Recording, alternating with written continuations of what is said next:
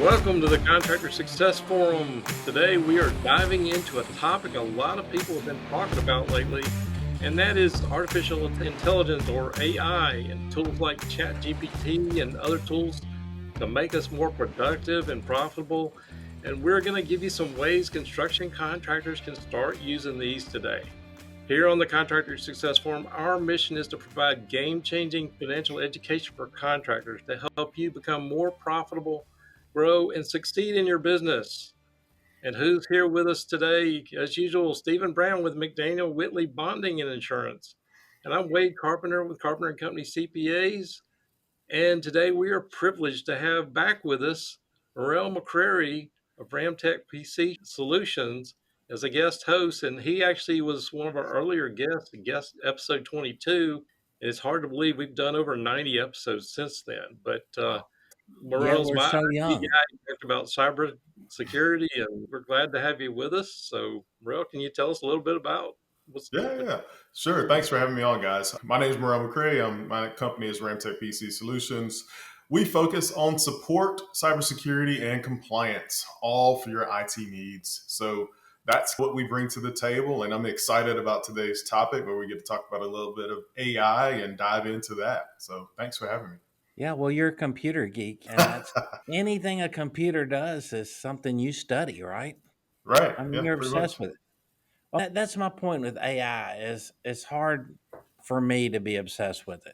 And Morel, when I tell you really that my first computer, if I told you about it, you would say this guy's got to be in his 80s. But that's the way we think, and AI is moving faster than anybody wants to recognize. And you can be scared of it, or you can really embrace what it can do for you. And it is amazing how people are already using AI in the construction industry. And So just a yeah, little stat because I'm a little stat junkie. AI came out last quarter of 2022, and I saw in the news, I want to say 2 weeks ago, where they have surpassed Netflix's revenue. So that was mind blowing wow. to me that they've been out 2 quarters and surpassed the revenue that Netflix has. So, so Amazing. that tells you where everything's going. oh yeah, I subscribe to OpenAI. I think it's $22 a month, right. and I've had a absolutely fascinating time asking it questions. And I really didn't see or understand how to really use it in my business, but I'm starting to figure it out a little bit. I So think it that's can the be a point. game changer. I think that's the point of today. I think we're just going to each throw out some ways. There's definitely ways I see contractors can use these things. So, Morrelle, since you're continue, you want to go ahead and throw out your first use case? Yeah, so I'll just preface and say that AI can be a game changer for anyone's business, anyone's industry. Today, we're looking at construction specifically.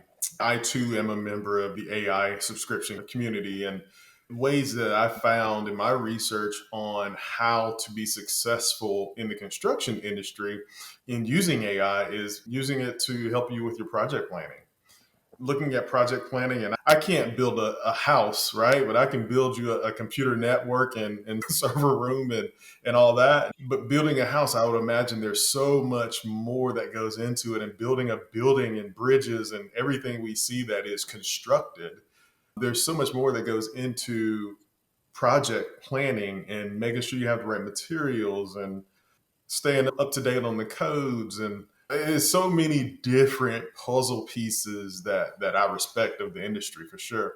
So one of the things that you think about, how can AI help me project plan? Guidance on best practices, regulatory for based on the where you are, some of the suitable approaches that you have take to build where you want to build. You can find that information out with AI as well. I think that's great. I actually was going to throw out a similar use case because I don't know. I'm a carpenter and I don't know anything about building either. I know how to build a great set of construction financials, but and job costing system. But I did this as a test, and I threw it in Chat GPT and said, "I'm remodeling my unfinished basement. I want to build out a bedroom and a bathroom and a game room down there, and I want this done in 8 weeks by July 4th or something like that. What do I need to do? Tell me." And I know nothing about this, but it sat there and spelled out week by week what you got to accomplish. Mm, And I start thinking, well, project planners that know what they're doing and they put the inputs in here. It's amazing how it took me longer to type out the script than it did for it to spit this schedule out. It was Mhm. right, amazing. right. And it made sense to you too, didn't it, Wade? You're like, Yeah. whoa. And as a professional, if you were a professional builder, you would really scrutinize what AI said. Yep. Yeah, definitely. Ask Stephen, you got a use case there? Oh, sure. Well, I can just give you an example. Reading contracts. Yeah. mm, AI will read a contract and you can have it look for hold harmless agreements. You can have it look for from my perspective, the insurance requirements on a job spec, but you can also have it literally look for the warning items that you need to be aware of most. It's just a great checks and balances. And I can tell you, one of my surety companies is already using it to read and scan contracts. And Morrelle, and my construction contracts that I get every day that I have to read are a lot of times over 1,000 pages. wow. And it boggles my mind how a contractor can sort through that and confidently turn in a bid when you're agreeing to so much. But when you do it every day, you know what the fluff is and what's important. Right. I think back to when we had Alex Barthet, our good friend. He was on our podcast a time or two, and he actually was using AI before any of this got popular. He actually had a thing where you could throw your contract in there, and he works on lien law stuff, but he'd throw it in there and it would spit out the terms that had to do with your cash flow. And I think Stephen, didn't you try that with his AI many months ago Oh, before all yeah. this? Yeah, I did. And I liked some of it and didn't like some of it.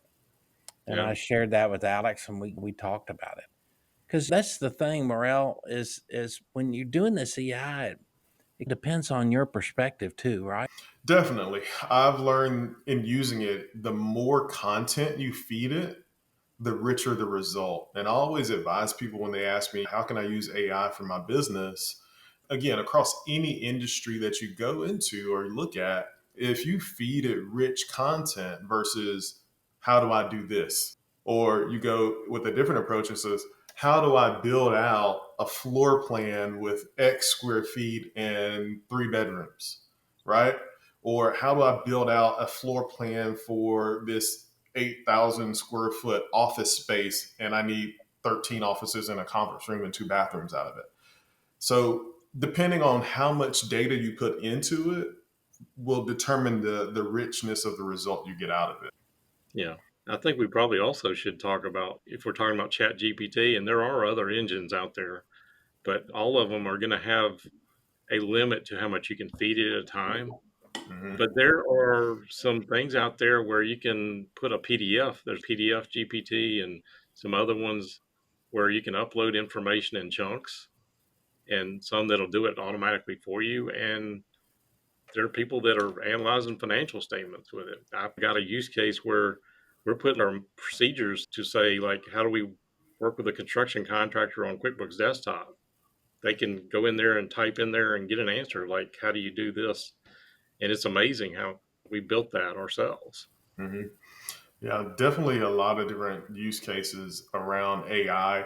Some of the other ones that I looked into were building codes and regulations, trying to keep up with that based on where you're building. I would imagine codes change from state to state, and you have to stay abreast of what state regulations are and what federal regulations are when it comes to building. It's so much that you just wonder, where does this data come from? How do we know it's true? I always tell people to look, it's so new. I would just use it as a framework and check and verify what you're finding. Always seek out a professional. I tell people, don't fully rely on AI because it can be wrong. And it's been proven to be wrong. I asked it to write a bio of me, just putting in my first and last name. And there's a lot of points it got correct, but there's a lot of points that were just added fluff that weren't accurate. So I always tell people, check and verify what you're asking me. Well, did they point out the fact that you're Batman for technology, or? That did not come up, but they said I played football at a prestigious college, and I was like, nah, I was too small. Well, you can copy and paste and keep some of that stuff. It's Right, right. Again, framework, right? You just use it as a starting point. Yeah. Okay, so if that's the case, guys, what about doing a project takeoff? Everybody says, well, AI is going to help you do a quicker takeoff to see whether Mhm. you want to bid the job. You're going to spend less time physically performing your takeoff to bid a job. Okay. But then again, you don't trust it. So most bids I look at are unit price. The architect engineer has a list, Morale, of every item in unit price in there. There's still that human part, right? I was talking with an SEO developer yesterday, and I just asked the question, how has AI affected what you do as far as content generation? And her response was very genuine. It was, I lost some customers over it, but it doesn't replace a human's approach. AI doesn't have a human element or a human emotion, right? So when you start looking at, I always tell people, look at AI, don't put your feelings in AI. Use AI for factual things, right? Measurements, cost estimation. Use it for factual things that can be checked and verified. Okay. You can't use it for I'm feeling this way. It's not a WebMD, right? You still need a doctor for that. You can't feed it personal stuff and expect a personal response. Right. Yeah, I had it write a Mother's Day poem to my mother. How did And it do? I'm I said, curious. make it funny. And I said, it's not funny. It was just choo, choo, choo, choo. It immediately wrote it. It's not funny. Make it funnier. And it was trying so hard. And it was so stupid. I started laughing. And out of this huge long poem, it was like pages. I said, stop. It was like 3 pages of poem to mom. But, like, I know my mom, that's not gonna make her laugh. It didn't make me laugh, so why would it make her laugh? But at the same time, I was talking to a friend of mine who was saying, "You gotta be more specific. You gotta tell AI, make it funny in the form of Jim Gaffigan or Hmm. somebody. Make it have their." And I was thinking to myself, just like you were saying, the personal element of AI, Morale, was just totally missing in a poem to your mother. Right, right. So you think about that in the construction seat, right? I would imagine there's some type of checklist that construction follows when they're doing any type of build. I would see using AI for that. I would also see using AI to pull in drone data. Look at some of the landscaping and the clearing and the elevations. And that would be some of the tools and the way I would use AI to accomplish that goal. Yeah. That you kind of led into one of my use cases is I've always preached the E-Myth revisited and systematizing your business. And if you are starting with nothing, just tell it to write me a procedure on how to do a change order. And you may want to tweak that, but it'll get you started. And half the battle of trying to document your company is getting started and getting something on paper. And you can always change it later, but suggesting these workflows, suggesting some forms, you'd be surprised. It'll just spit it out. Definitely, definitely. I use it for form generation a lot, even down to every construction firm that I've ever walked into has people in it. So that's HR right there. Kind of needed to write some HR forms, some employment forms, some just standardized documents that would be tailored to your industry. Again, check and verify, make sure it fits the legal parameters of your state, and also make sure it fits your climate and culture in your office. Right. Well, I think there's a lot of things you could probably do with the workflow and suggesting procedures with it. So, well, Definitely, Stephen, definitely. what else? You got any No, others? I'm back at the personal side of it again, guys. Well, I love it because you really helped me focus, both of you, on the important everyday items that AI can crank out for you and forms. And I really wanted to log out of the podcast and go play with my AI engine when you said that, because I thought of like 5 forms that I always have a hard time looking for. But I was thinking more along the lines of customer relationship management. That may sound crazy, and I may be just getting off track right now, but what I was thinking about is, how to assist in your interactions with the customers and project updates. and increasing their satisfaction. I can definitely help you with this one, Stephen. Okay. I'm going to give away a little bit of my secret sauce here. I've always been a big proponent of customer service. And I feel like if you treat people like people, then they will continue to share you out and reuse you for whatever goods or services you're selling. One of the things that I wouldn't say always, often fail at doing is follow up.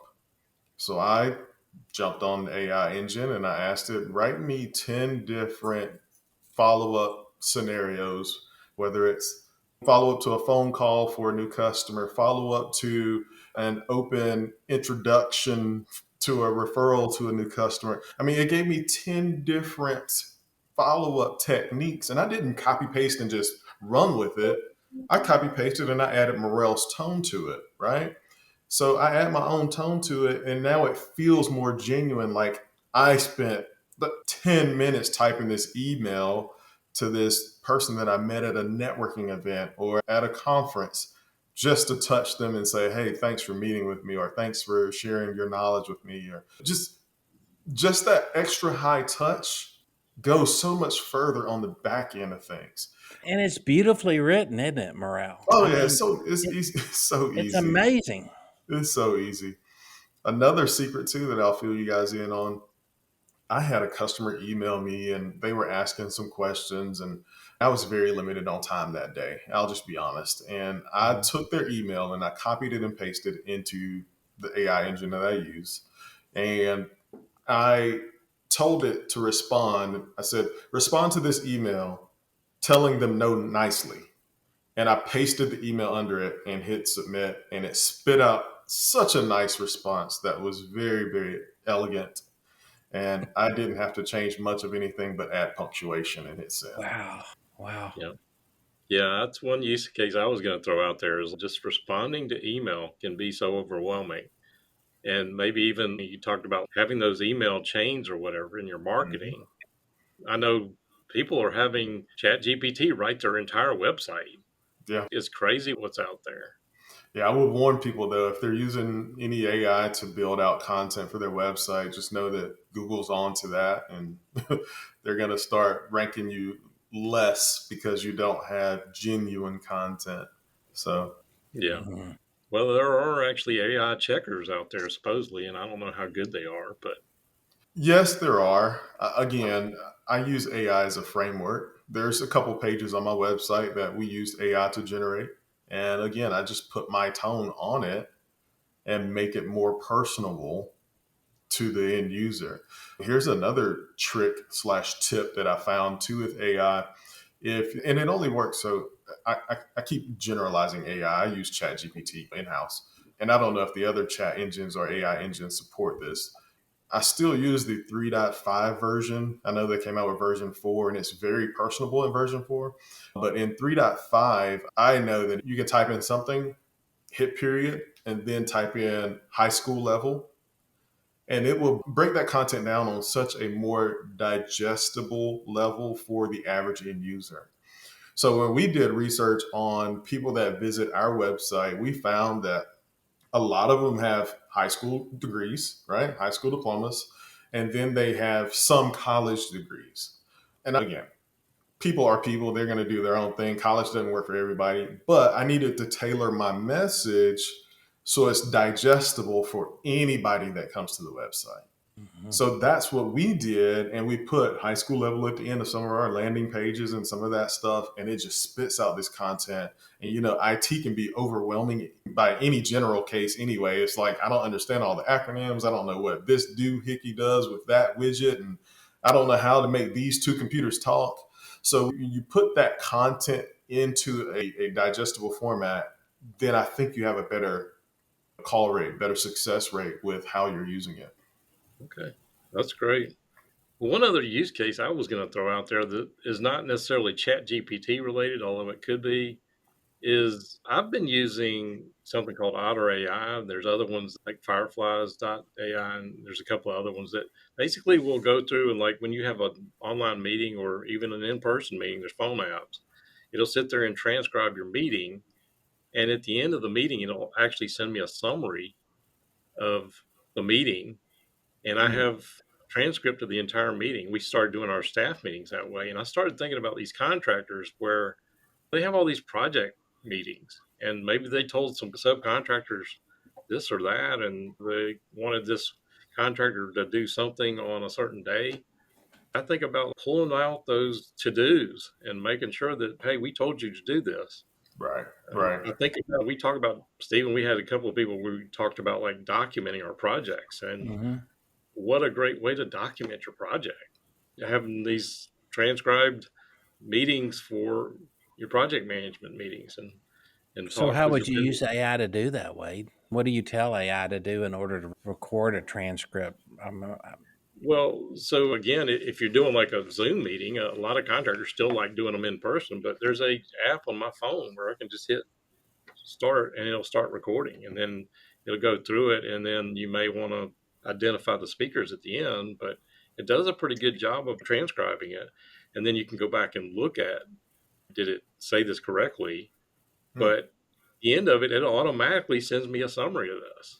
Okay. And there have been people with this, you can take the transcript, or there's some scrapers that will actually take the transcript of a YouTube video and pop it in ChatGPT and summarize this for me. I don't want to watch this hour long video. Summarize it for me. And it does a great job of it. I've seen it. There's a tool that I've started using called Bardeen that actually has scrapers that goes through. They built these to go through YouTube, and you pick it, click, and it sends it automatically to GPT. So Wow. Wow. anyway, I'm geeking out on Impressive. it. I love it. Impressive. Morrelle, you were talking first off the bat about project planning and everything.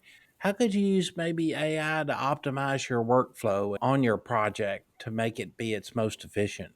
So that's a good question. I looked at ChatGPT for best practices, right? We use that term a lot in Okay. IT. So when I think about it from a construction perspective, you want to know that the contractor you hire to build your facility, your home, your whatever, that they have some type of best practice process in place, some type of SOPs in place to get you to the end result. And I think AI could be a great tool to use for that. We use it a lot in house to write out a lot of our SOPs that, for IT, things change every day.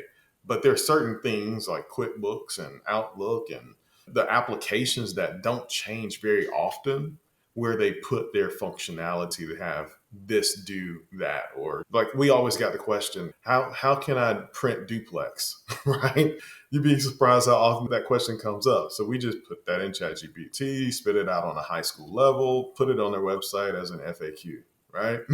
So I think when you start looking at ways you can systemize pieces of your industry or your business, then that will give you a better return, as well as I always refer back to the Chick-fil-A method. I'm a huge Chick-fil-A junkie, and every time I go to Chick-fil-A, no matter where I am, it always tastes the same and it's always never fail, right? So if Chick-fil-A can rinse and repeat the same recipe thousands of times, why can't any industry do that? I love it. In That's a great construction, too. analogy, Morrelle.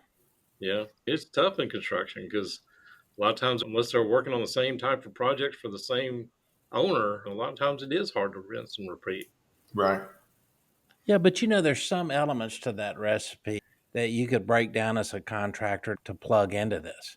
What has to be done to get the job done, first of all? Right. Folks have got to show up on the job. You got to have your materials, you got to have your equipment, you got to have your cash to pay the labor. You can go on and on and on, but you can break that down into a system, right? Yeah. Yeah. Yeah. And Well, I if guess, it's documented and well laid out, that feeds into the project planning piece too. Yeah, yeah. and it works for you. Like you said, you personalized it. Right. Yeah. That becomes your new SOP. Okay. Well, I know we're getting a little long. I was going to throw one more out there, and I know ChatGPT and some of these other engines can actually write code for you. And I know probably our listeners are not coders, but I do think a lot of them, many times we use things like Excel. Hmm. And you can actually go in there in ChatGPT and say, write me an Excel formula or write me an Excel macro. that Hmm. it will do this or that, and it's amazing.